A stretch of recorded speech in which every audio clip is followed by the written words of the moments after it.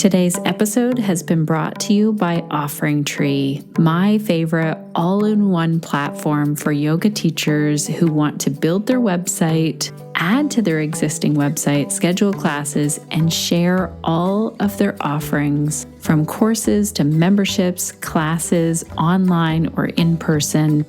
This is the place to share your yoga offerings. If you're looking for an all-in-one, easier way to get your business online, head to offeringtree.com/Shannon. We have a special discount there for our podcast listeners.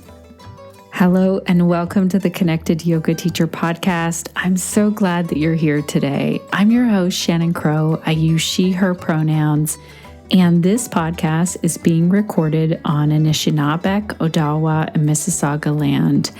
And I am learning more about how the Indigenous people of Turtle Island here lived and cared for the land.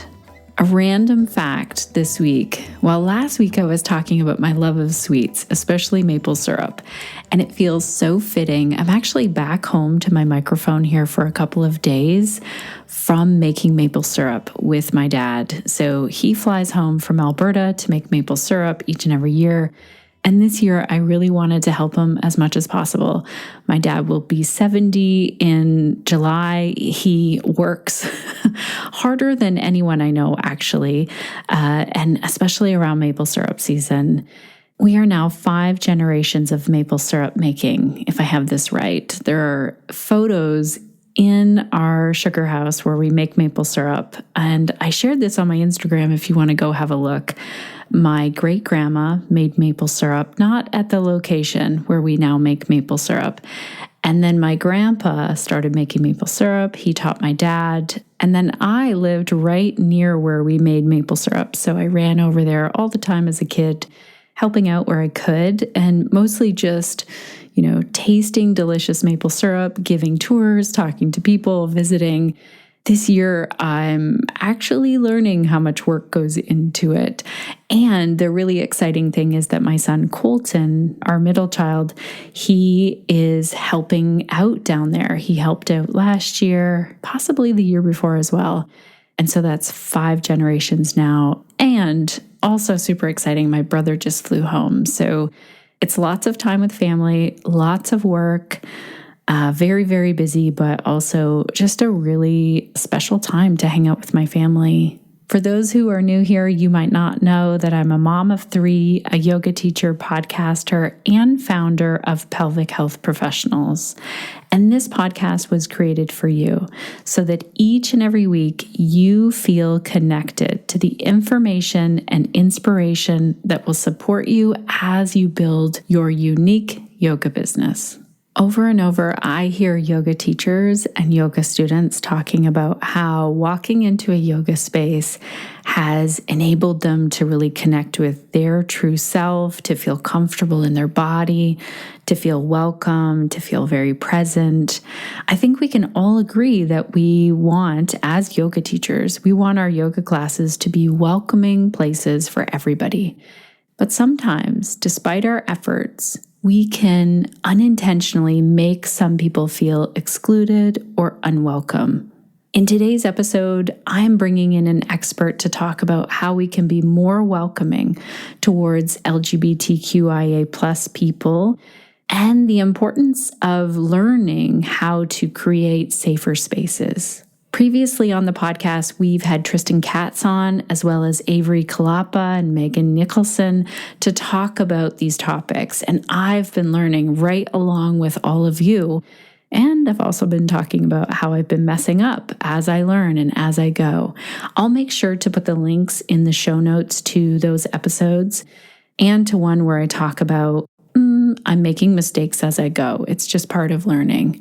And I'll also, thanks to Crunch, put a link to our resource page that's all about accessibility and inclusion.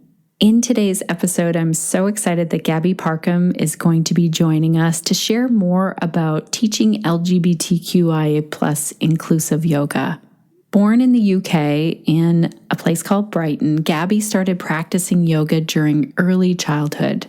Now, today, Gabi's teaching pulls together her background as a performer, her study of anatomy, biomechanics, pain science, and her deep reverence for the heritage, wisdom, and ethics of yoga. Gabi is passionate about finding equity and justice through yoga, consent in all aspects, and sharing yoga free from assumptions.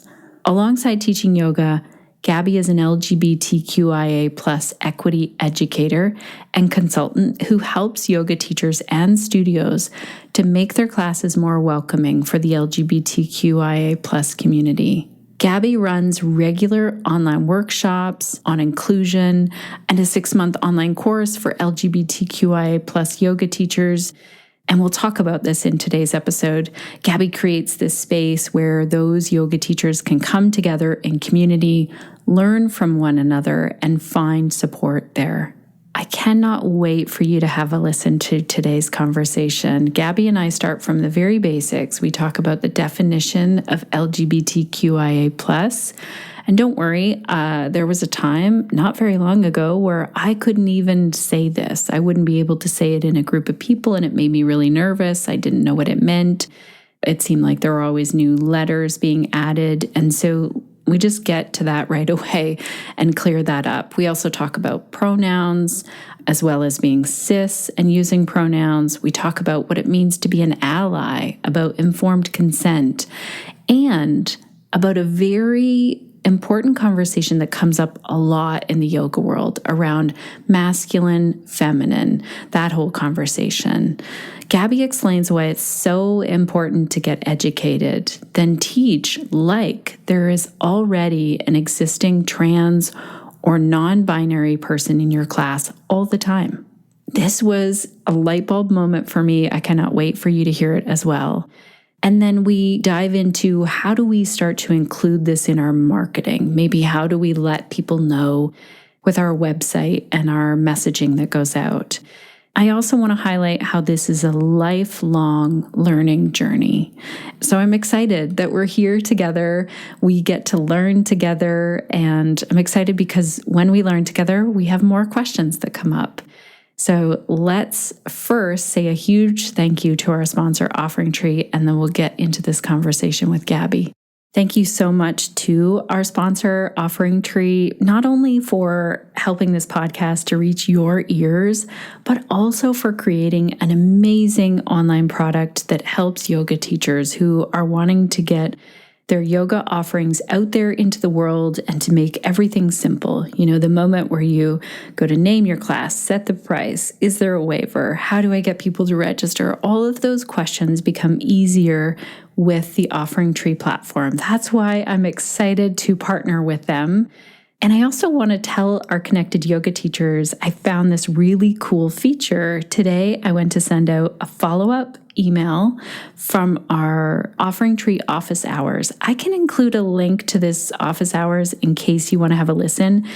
Basically, Alex came in and answered questions that yoga teachers have all about OfferingTree. We were getting a lot of questions in response to our emails and in response to the podcast going out with this partnership. And so we decided, hey, let's answer those questions in a video call. So it's really cool. You can see it on YouTube.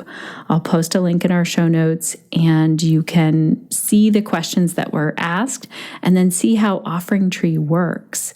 So as I was using the product, because I use it myself in my own business, I learned today that the moment I went to send out an email to everyone who had registered, there's the option there to then take that email and create a blog post with it.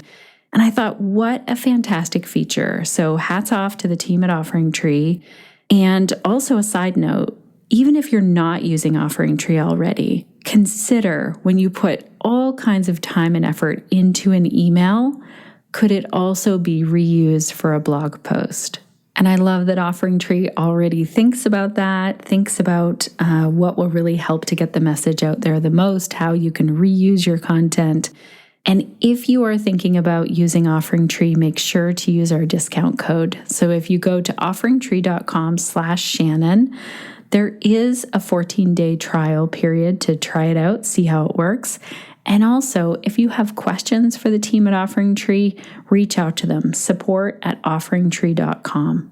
Also, I want to say a special shout out to Jody Ryan for two things. One, for a comment left on our website around the episode 232. So we were talking about online content, and Jody wrote in and said, "I so appreciate these last 5 podcasts. I haven't really been online posting much for a few months now, yet tonight I have Google Sheets open and I'm planning some topics I would like to cover. It feels good to have some coherence to this, a plan forward that makes sense rather than just posting what I feel like on a day-to-day basis. Not quite there yet, as I want to get a few done first before posting online and embarking on this again. Thank you for making it seem doable. I actually have a lot of large content online programs. Figuring out how I might break it down into smaller chunks, giving generously is what I have in mind right now." Thank you so much for writing this, Jody. I know that creating content can be a real challenge. And for some of us, the real challenge is we can easily create the content, but then we need to break it down and tell people about it when we've written a great article or we have a course or a really great class that would help people. It's getting word out there. So that's why I'm excited that you found value in the 5 podcasts around content creation. And I'll make sure to include a link in the show notes to those episodes. I also want to say thank you so much, Jody. Jody is a yoga teacher who lives in Ottawa, Ontario. And when everything was happening in Ottawa in recent months around the convoy that was coming in and the occupation that was really taking hold in that city, I just found Jody to be such a calm presence on social media, informative and also calm, and it really helped me as a fellow Ontarian. So shout out to you, Jody. Thank you for all that you do. Now let's get into today's episode, Connected Yoga Teachers. I am so excited that you get to meet Gabi, and you also get to hear a story, a personal story that I felt was so inappropriate when a couple that I know had gone to a yoga workshop and were actually kicked out of that workshop. And you'll hear why, and you'll hear how that's the opposite of the welcoming spaces that we want to create. So let's dive in and hear from Gabi.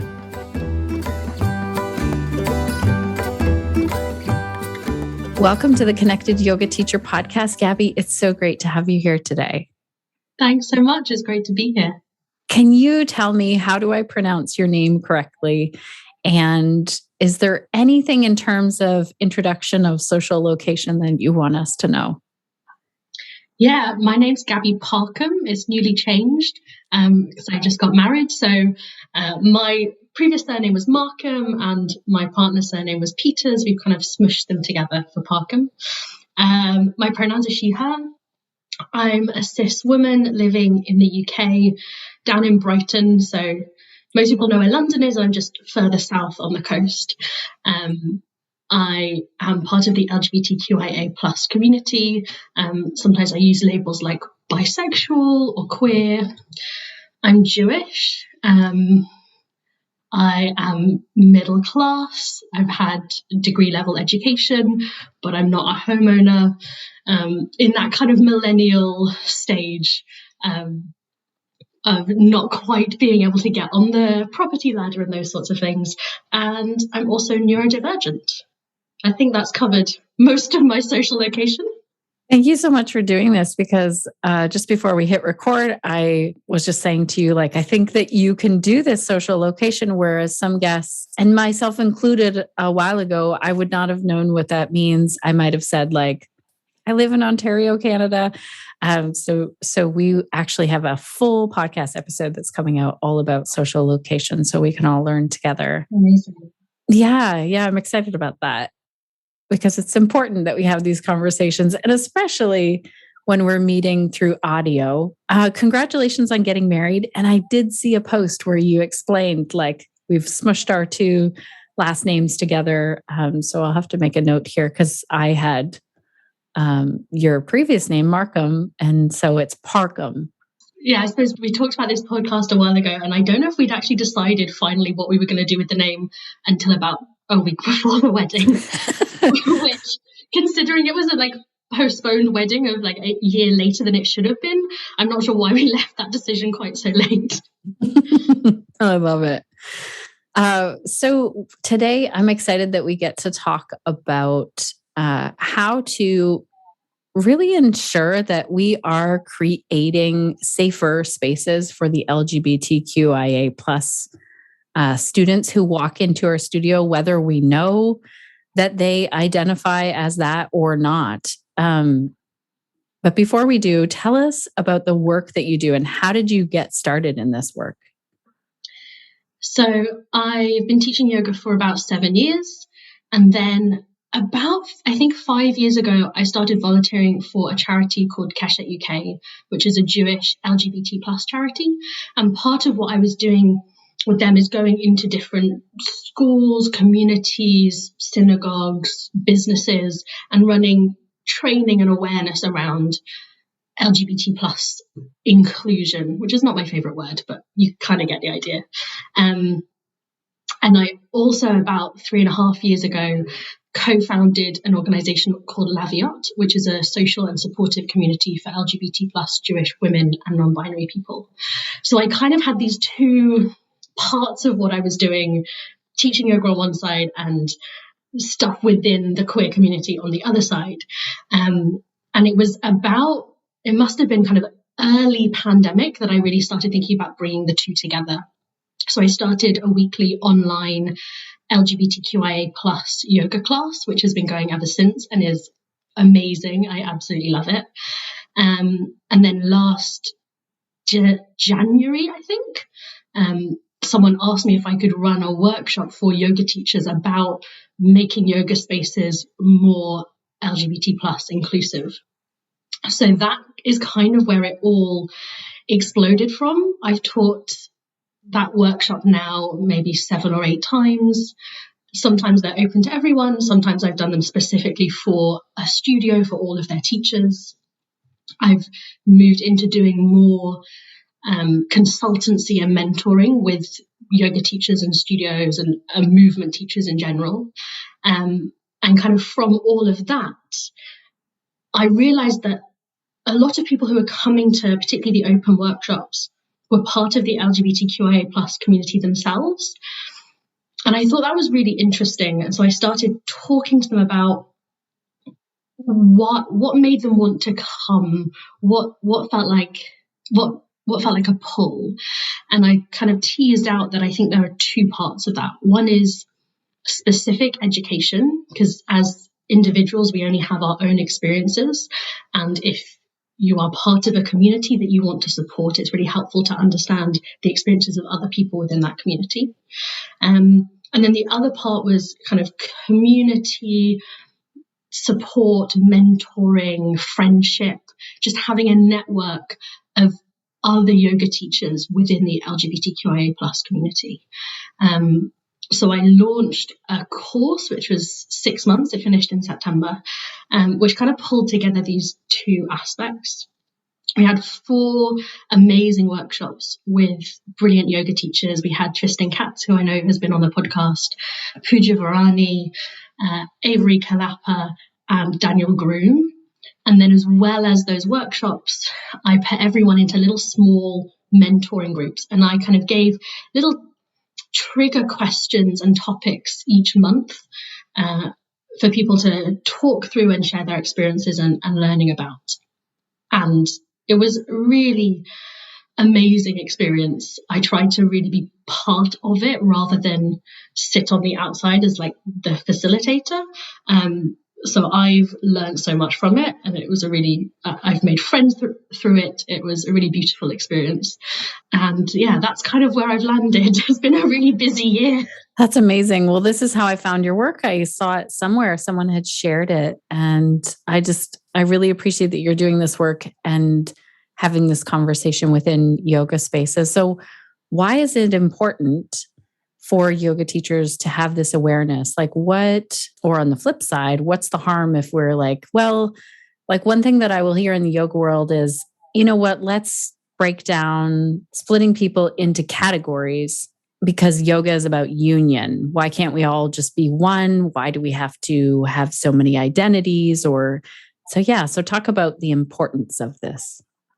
Yeah, I think you've raised some really important points there. Firstly, I think for the most part, as yoga teachers, we want to create really beautiful spaces for people to grow. We want our classes to be welcoming and inclusive and as safe as possible. And so, as a conservative estimate would be that the LGBT plus community is about 10% of the population. I think it's probably more than that. And if you want those people to be in your class and feel safe, it's a great thing to educate yourself about.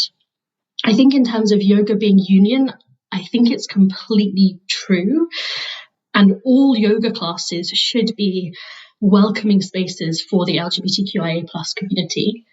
And also, I think it's really helpful to have spaces and communities and groups for people with particular shared identities. So if you're the sort of person where you frequently see yourself and your life experiences portrayed, whether that's on TV, media, film, or on social media, then maybe you don't know the experience when you step into a space where suddenly everyone has the same or very similar shared experiences as you. Because if you're used to having that all the time, you don't really know what it's like to miss it. So I've definitely found that when stepping into LGBT spaces or stepping into Jewish spaces or Jewish LGBT spaces or Jewish yoga or LGBT yoga teacher groups, there's something really profound that happens. It's like a nervous system thing. It's a whole body thing where you feel so much safer and seen and connected. So I think both of those are really important. It's important to have spaces that are tailored to a specific group, just like you'd have a pregnancy yoga class. And I think it's also really important to have spaces that welcome the beautiful diversity of human experience all in one space together. This is amazing. As soon as you said this, I don't have the experience as a cis, white, heterosexual woman. I don't have the experience that you have.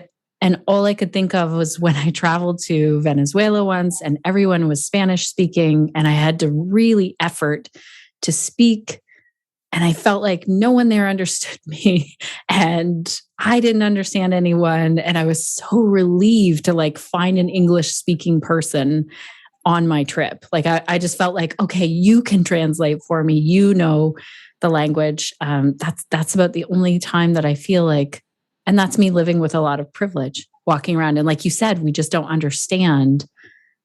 When we see people who are just like us, like you said, in the TV shows that we watch and all of that, then we don't feel seen. This is really important. And this has come up quite a bit in the Connected Yoga Teacher group. I've seen people say here, we're having a yoga. This is a yoga series for Black yoga teachers, or this is a magazine for Black yoga teachers. And some people got very offended and said, we feel like this is divisive. And you're saying, no, this is the reason why, because people can kind of let down their guard. And like you said, it's a nervous system response. I think that's really important. Thank you for highlighting that. And how do you go about this conversation? Because you actually had this conversation with me. I reached out to you and I said, oh, can I join in this educational series?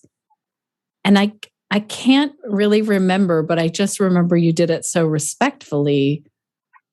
Maybe I just flat out asked you the question, is this just for LGBTQIA plus people, or is it open to anyone? How do you have that conversation with people if they're like, wait, I want to go to this thing or do this thing? Yeah, it can be hard. I think usually the people who are asking to come into that space are usually people who are wanting to learn and want to be supportive. So I know that they're coming in usually with a really open heart. So I'll usually just explain, this is whatever it is that I've set up is specifically for this group. And then I'll try to offer an alternative somewhere else that they could find similar information, or somewhere else they could learn about LGBTQIA plus experiences, while still leaving that space for the specific group that it's aimed at. And if people get upset or annoyed about that, that's not my problem. Luckily, one of the nice things about doing a lot of this stuff online is that I don't need to engage in that. If you don't like the fact that I've set up this group, that's okay. You're allowed to disagree with me. But I'm also allowed to not let you into the group if I don't want to. Right. Oh my gosh, I love this so much. You're allowed to disagree, and still, this is what I'm doing over here. Tell me, what are some of the common issues that you see when, well, first of all, let's back up for a moment, because I feel like we haven't even, in case someone didn't listen to the episode with Tristan or has no idea what we're talking about in terms of LGBTQIA+. And I feel like I'm also missing 2S, because sometimes that's also in there. Do you want to define what that means? And okay, let's define it first, and then I have another question. Yeah, it's a really long acronym, and you've probably, or I've already probably used different versions of it, and there are different versions that different people use. So each letter stands for a different thing, and each identity that's attached to that letter is like a little umbrella in itself. So lesbian, gay, bisexual, transgender, non-binary would be included in that. Queer or questioning, intersex, asexual and aromantic. That's the acronym that I tend to use, and then the plus kind of shows that that doesn't include everyone. So other labels that you might hear are pansexual. You mentioned 2S or two-spirit, which is kind of the English word that's used for a sort of third gender within Native American populations. And there's lots of other language that is still constantly evolving and people use in different ways. But it's together an umbrella term for anyone who is either not heterosexual and or not cisgender. So cisgender being someone who identifies as whatever they were assigned at birth. That's who is included in that umbrella. Helping us with that. And also, you had said that you were teaching an LGBTQIA+ inclusion workshop. And then you said, I'm not really too keen on this wording. So can you talk about why that is? Yeah, absolutely. I think both the words that I often hear, diversity and inclusion, and I don't really like either of them. I think it feels a little bit like we're centering one type of experience, the experience that is the most commonly portrayed in media, that's seen as the default, and then we're trying to include other people by bringing them in. So we want that diversity of, let's have one of those, one of the queer people, one of the Black people, one of this religion, bringing everyone in. And actually what I really would rather do is shift the focus and center the marginalized voices, center the people that have been historically marginalized and minoritized, rather than centering the cis, het, white people that we've been centering for hundreds, if not thousands of years, and then trying to bring everyone into that experience. Actually, no, I want to bring all the straight people into my queer experience because it's amazing. How do we do this then? Like, our society is very much set up in this way. Like, how, I know that you probably educate people on this and talk about that. Like, here's why diversity and inclusion words bother me. How can other people help to make this shift? I think a good place to start is always education. Learning about other people's experiences is a great place to start, and particularly learning from the people with those experiences. And then as that grows and develops, the more people you're in community with, the more you're going to benefit from their experience. So I was chatting to one of my friends the other week who's just in the process of medically transitioning, or beginning the process of medically transitioning. And we were discussing how, wouldn't it be amazing if all the cis people spent a couple of years working out what their gender was, rather than just taking it as assumed that because you've been raised as whatever you were raised as and you feel okay with that, that therefore that's the end of it and you know yourself. Actually, wouldn't it be much more beautiful to really interrogate, how does femininity and masculinity show up in your life? How do you relate to your gender? And then from there, you know yourself much better. And that's much more exciting. So I think partly also just a generational change of that being much more encouraged, particularly in like teenage years when we're often figuring out who we are. That would create a generation of people who not only were much more affirming to other LGBTQIA plus people, but also know themselves better, and who've experienced that bit of learning about themselves. This concept or this idea or that'd be amazing. This was introduced to me in a workshop with Megan Nicholson. And I mean, I think we spent, like, there was the whole workshop, but this portion of it was maybe 20 or 30 minutes. And so you saying 2 years, I'm like, oh my gosh, what would that be like? Because it was really eye-opening in that time, just looking at the spectrum of gender and just our entire makeup as unique people. That's really interesting. And that completely would shift then. We wouldn't go around being like, this is normal, quote unquote normal. There'd just be such a diversity across the board. We wouldn't be put into, it's really fascinating that we put people into such, like, just 2 boxes, basically, like at the hospital, in our culture, routinely. Yeah. Yeah, and the same can be said for attraction and sexual orientation as well.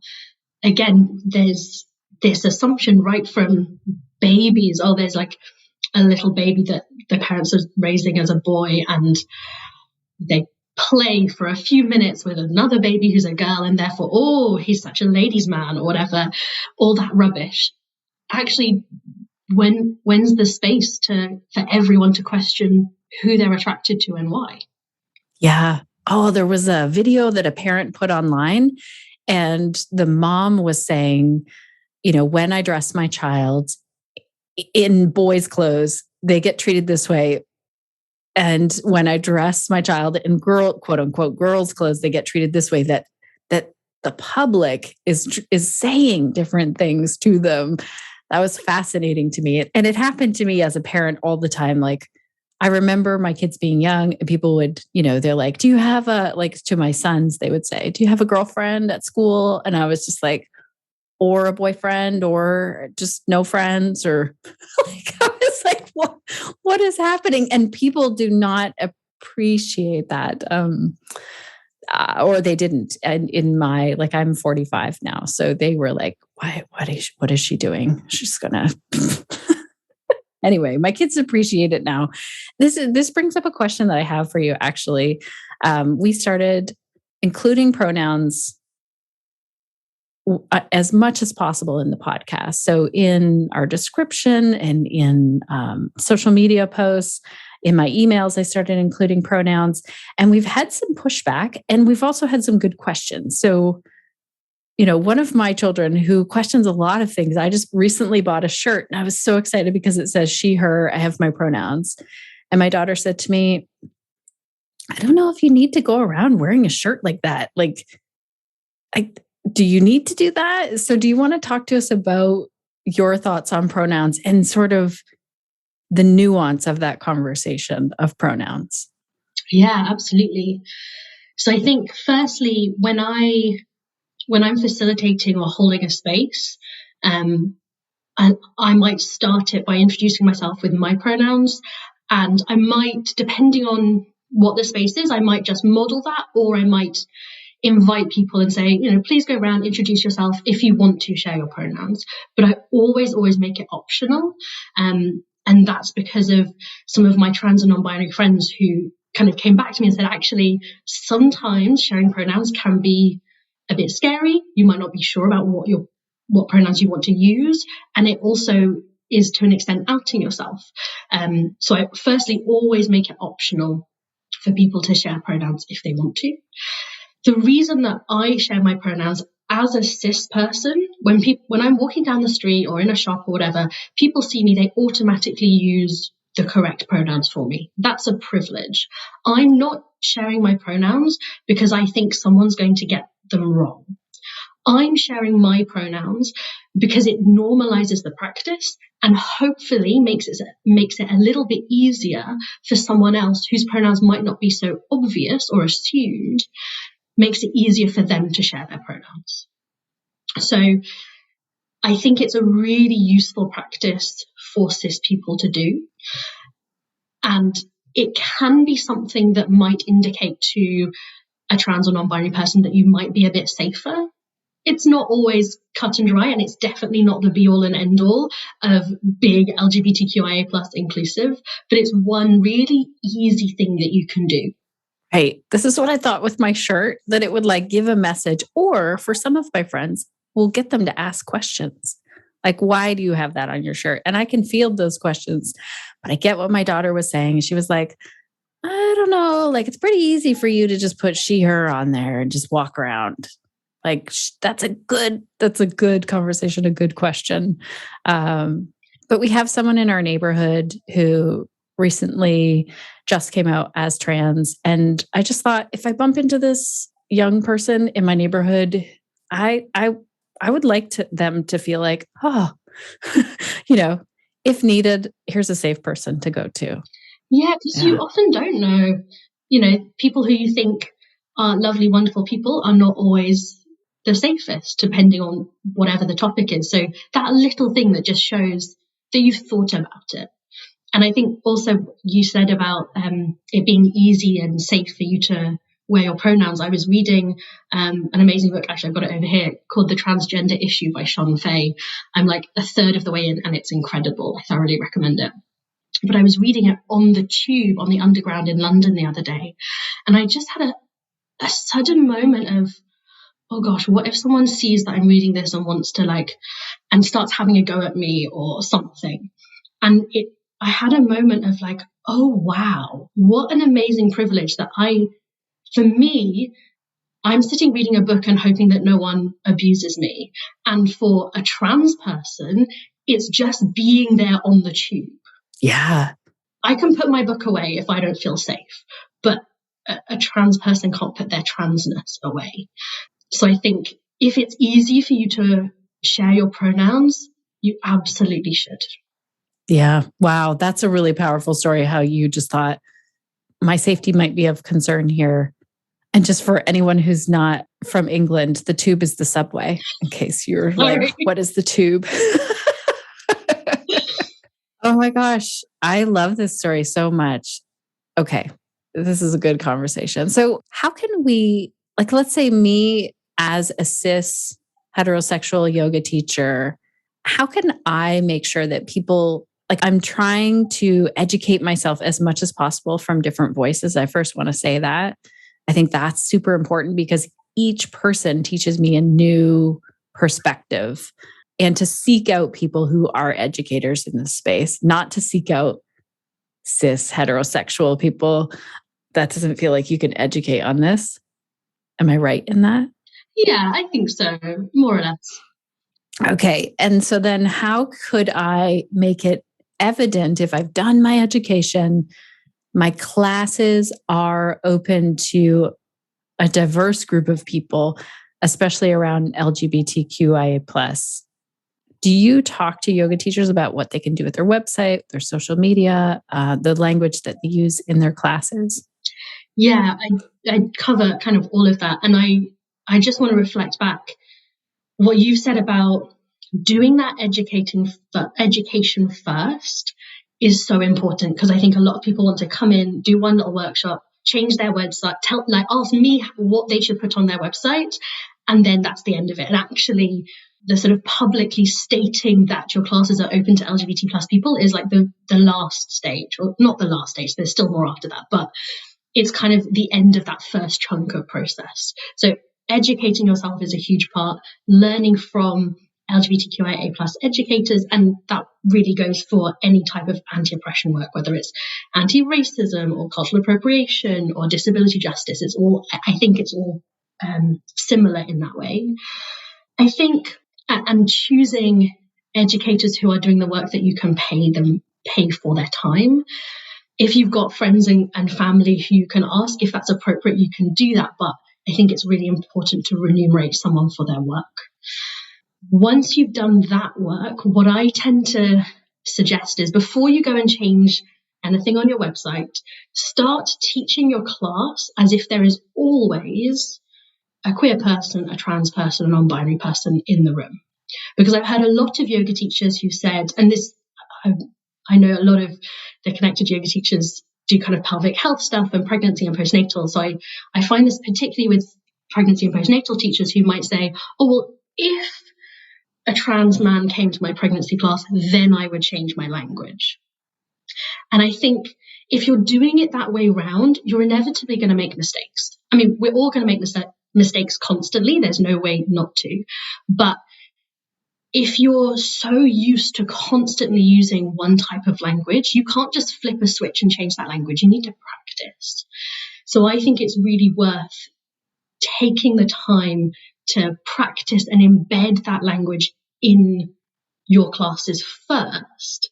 And then you can think about changing your website or the class description or your marketing materials or anything like that. And I'm happy to kind of name a few tips and tricks if that's helpful. But it's one of those things. Also, I can tell you how I do it, but we're not all going to do it the same way. We don't all have to use exactly the same language. You have to find the language that works for you and the class that you're teaching. That's brilliant. I love how you say, like, teach like there is a trans person in your prenatal yoga class. That would completely change how you're talking to your students. And the amazing thing, let's say that you teach for 20 years and never do you have a trans person in your class.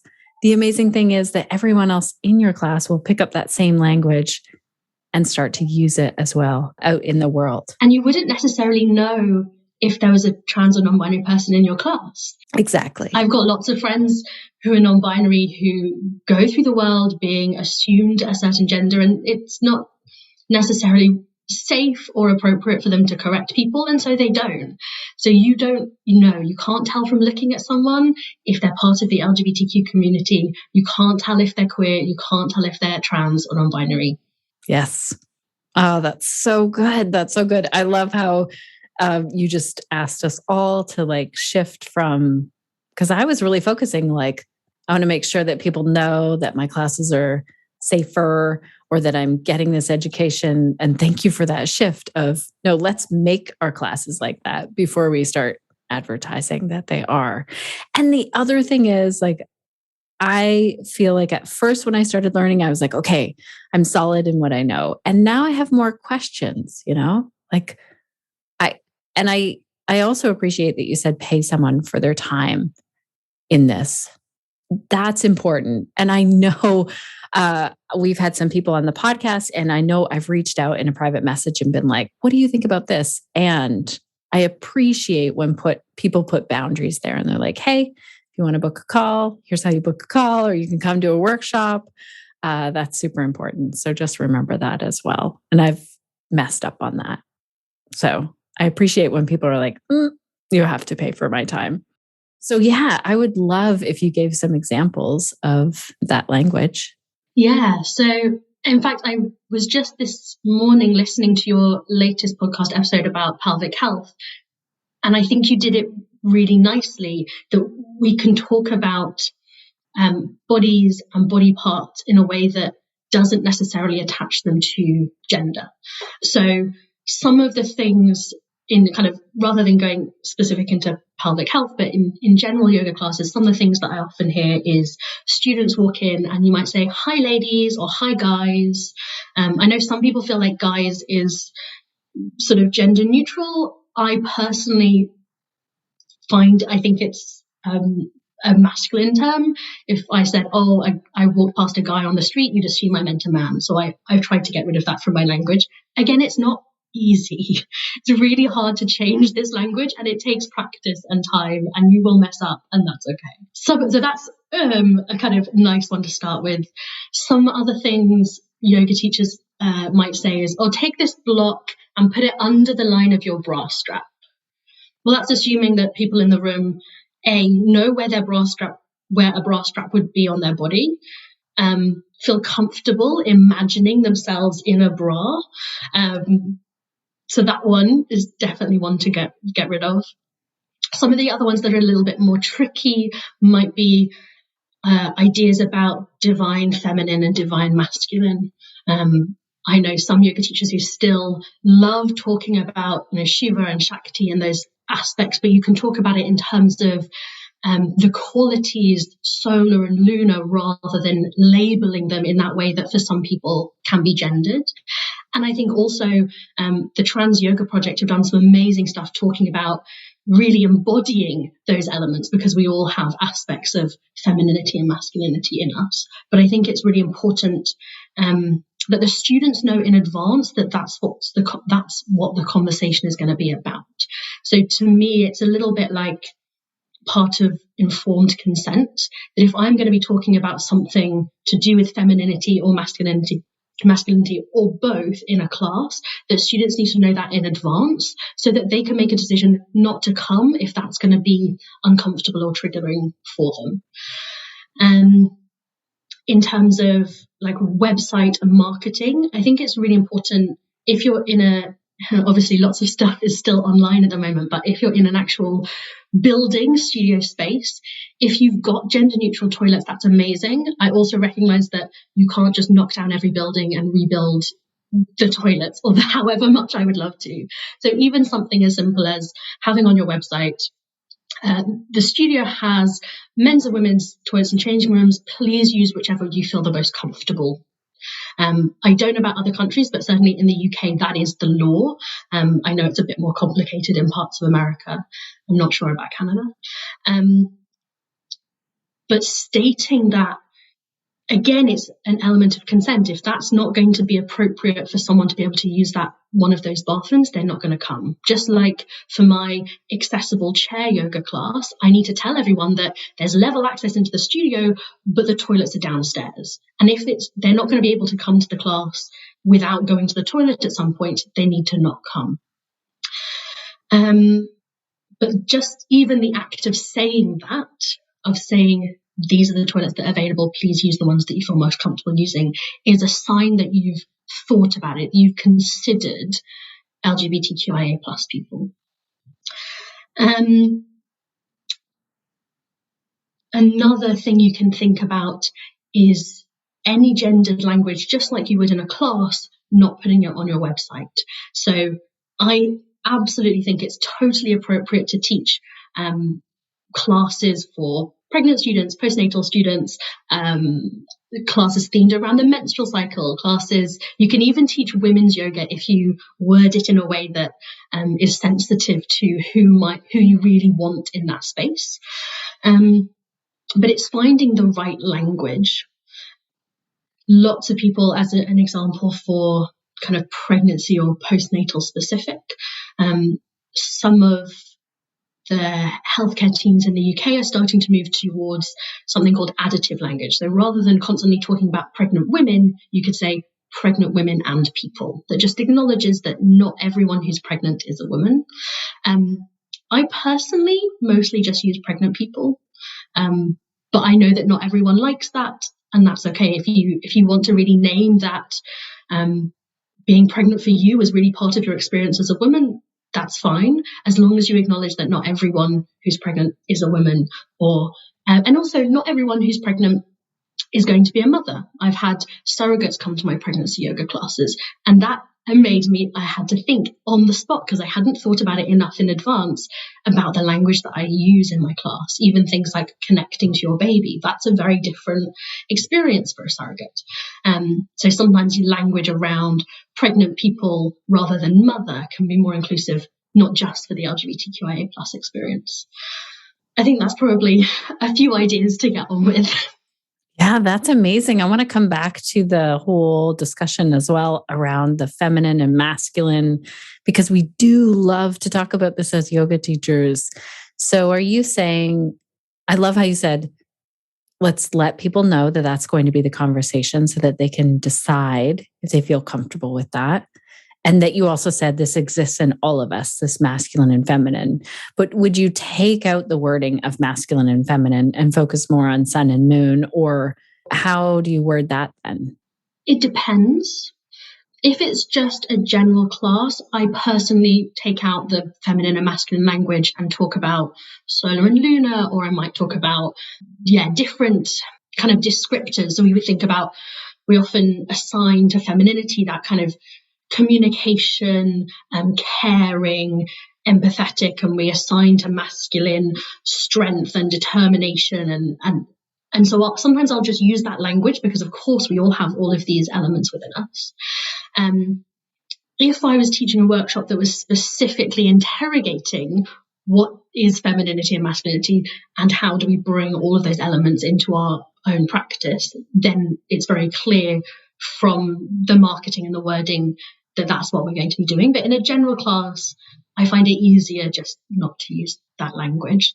And particularly because I have a lot of LGBTQIA plus people coming into my classes, I don't want them to be worried that that's going to come up and it's going to ruin their experience.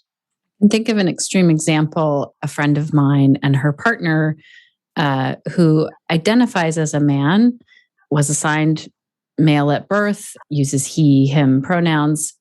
He, in support of his partner, went to, it was called like Connecting with Your Divine Feminine something workshop. And so it was in the description. He knew what he was in for. He went to sit down in the class and the teacher actually came over to him and said, I'll need you to leave. You can't, this isn't the place for you as a man. And I was like, oh, you cannot do that. And like, he put all this effort in to go. And I love how he just wanted to support his partner. And it was upsetting for both of them. They both just left. And I just thought, in this day and age, you can't do that. You can't tell people you can't be here. Well, it's such a shame because it's amazing that he wanted to come into that space. And yes. I wish more cis men were doing that. But also, I think, again, it's that informed consent in advance. If you want to have a workshop that is specifically for women that's exploring femininity, then say that. If the workshop just says it's exploring femininity, that could be anyone. And sometimes that's where I think things get missed. Like I see people who teach something that they call women's yoga, but what they really mean is they're theming it around the menstrual cycle. But there are lots of women who don't have a menstrual cycle, and there are some men and non-binary people who do. So it can be as simple as saying, this is a class for women that is themed around the menstrual cycle, then you're going to get the people that you want. If you want to have a space that's just for women, that can be really powerful and important, but you need to say that. Right. You have to be really clear. Oh, this is good. So we can think of what is the ultimate goal of this. Also, this happens all the time. And I would say, when you can call it out, call it out. I went with my daughter and we went shopping and she wanted to buy jeans and she really likes shopping often in the quote unquote men's section of the jeans store. And the shop person came over and said, this is the men's section. And I was like, well, hopefully we're beyond that. And she can shop wherever she would like to in this moment. And I was just like, what is happening? So call it out. Yeah. And also for someone working in a shop to be like, this therefore you can't shop in this section. Like if someone wants to pay for your clothes, then let them pay for your clothes. Yes. Really weird. I know. And she was also at the point where she didn't want to buy, there was like crop tops all the time in the girls section. And she was like, I want a full shirt. So yeah, it's everywhere once you start looking for it. That is for sure, especially if you're raising kids or as you start to learn if you've grown up in a cis body. And this is one thing that I really appreciate as I learn how much even just someone, like let's say a trans person walks into a gynecologist's office, how, like just take a look the next time that you're in there and imagine if you were a trans woman walking into a gynecology office or a trans man walking in, what that would feel like. Yeah. What else do you think, or do you wish that yoga teachers knew about, thought about, as we're trying to make our spaces a little braver, a little safer? I hear a lot of yoga teachers saying, oh, but my class is for everyone. I have, this gay friend of mine came to the class, therefore I know it's safe. And I think it's beautiful that that's the intention, but I wish teachers realize that just because that's their intention doesn't mean that people inherently feel safe coming in. And often it's broader than just what you do in your own class. So I think Amber Carnes talks about Yoga Barbie, who's that like thin, young, white woman who's very flexible, wearing the right kind of leggings is the yoga stereotype. And I think for a lot of the LGBTQIA plus community, Yoga Barbie is also cisgender and heterosexual. So even if your class is lovely and beautiful and safe, if only your friends know about that, other people might assume that it's not, and that it's not necessarily worth them even trying to step in through the door. But if we as a society can start to change that impression, and you can show that you're doing the work, you're trying to make your spaces safer and more welcoming, then you could get like 10% more people in your classes. If with that estimate that the LGBTQIA plus community is around 10%, I think it's probably higher. If I said to a yoga teacher, in a year's time you can have 10% more people in your yoga class, I think most of us would really appreciate that, especially now after the pandemic. And it's not that hard. They are relatively small changes to language and kind of how you work as a yoga teacher that can make a huge difference to people stepping in.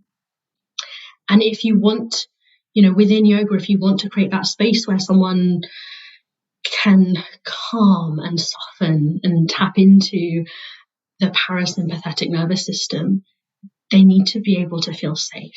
If they're coming in constantly worried that someone's going to make a homophobic comment or someone's going to misgender them or something's going to happen, they're not really getting the full benefit of your yoga class. So good. Where do you suggest, how can our yoga teachers learn more from you? Or do you have other resources where you suggest that they go if they'd like to learn more? Yeah, so I run workshops. I've got one coming up this Saturday, but I'm guessing by the time the podcast comes out, that won't work. So the next one is the 11th of February. I usually run a 3-hour LGBTQIA plus kind of inclusion workshop. But actually I've added an extra 2 hours in February that is specifically around pregnancy and postnatal yoga. So if you teach those classes or related things around pelvic health or maybe even menopause, that would be a really good addition. You have to do the 3 hours first, and then you can stay for the extra 2. And there are so many amazing yoga teachers doing some of this work. So you've already mentioned Tristan and Megan. Avery Kalapa is amazing. Pooja Varani is wonderful. Anjali Rao. There are probably so more that I can't even think of. Alay, who on Instagram is the trans yoga teacher. There are loads of people. So if you don't want to come to my workshop, there are plenty of others out there. And I've attended quite a few of them over the last couple of years as well, because I think it's important to say this journey never ends. It's not like you go do your 3-hour workshop and now you've ticked it off the list. It's constant, and that doesn't have to be draining. I think it can be exciting, and it can be, little bits. It doesn't have to take up your whole life, but I often say in my workshops, this might be the beginning, this might be the middle, but it's definitely not the end of the journey. So there are loads of amazing workshops out there with wonderful teachers. There is lots of free stuff online, but I think it's really helpful to learn from someone in kind of in person, in real life, or through Zoom, but live.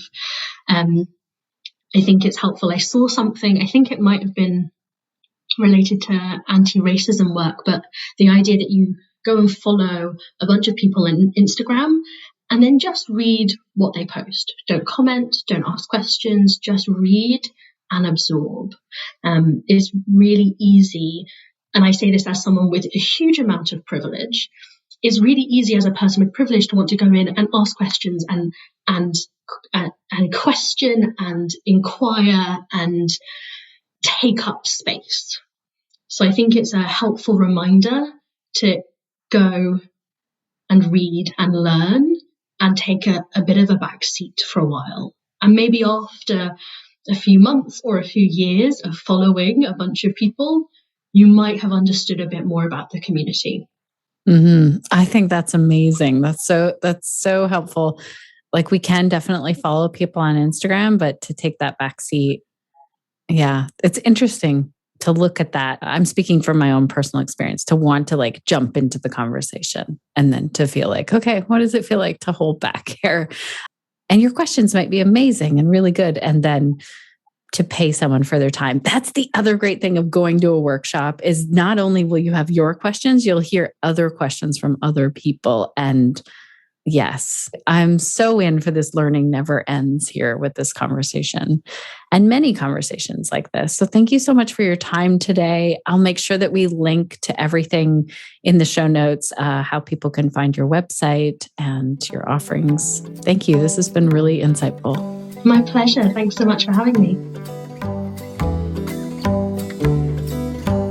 Oh my goodness. Thank you so much, Gabi. When I re-listened to our interview, as I was taking some notes about what we talked about, and I just am so grateful over and over again, this podcast episode has come into my mind. It helped to educate me in a different way. And I just really appreciate the work that you're doing around this education. It's so important. And I think my biggest key takeaway, and I'd love to hear your thoughts, dear listener, what your key takeaways were. You can share a comment if you want over at theconnectedyogateacher.com/265, or leave a comment in our Facebook group, or tag me in an Instagram post. Tell me what you think about this episode. My key takeaway really was, let's all get to this place of education where we can teach like there already is a trans or non-binary person in our yoga classes.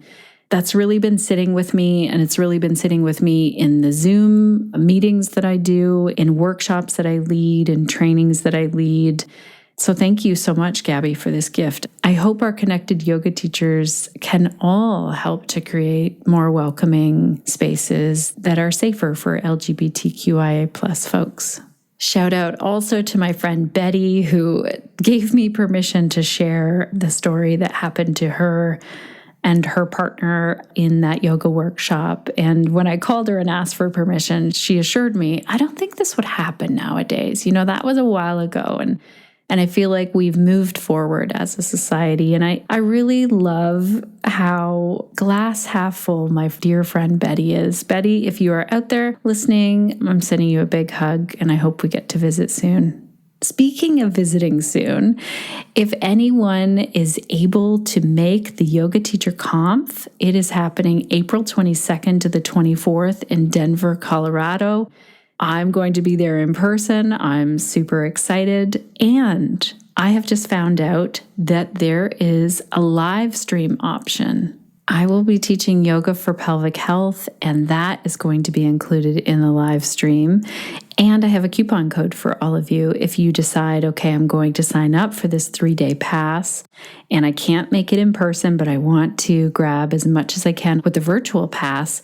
Use the code Shannon Crow when you sign up for that, and that will get you $5 off that 3-day pass. Also, if you could make it there in person, we still have some spots open. Amanda McKinney and I are teaching an all-day pre-conference workshop. It's separate from the conference, but it's at the same place, and Allison is organizing some pre-conference workshops, and ours is included in that. That's happening Friday, April 22nd. It starts at 9 a.m. in the morning, and it ends at 4 p.m. in the afternoon. And it is all day, all about your business. So it's called Scattered to Clarity, Get Clear on Your Yoga Business Goals.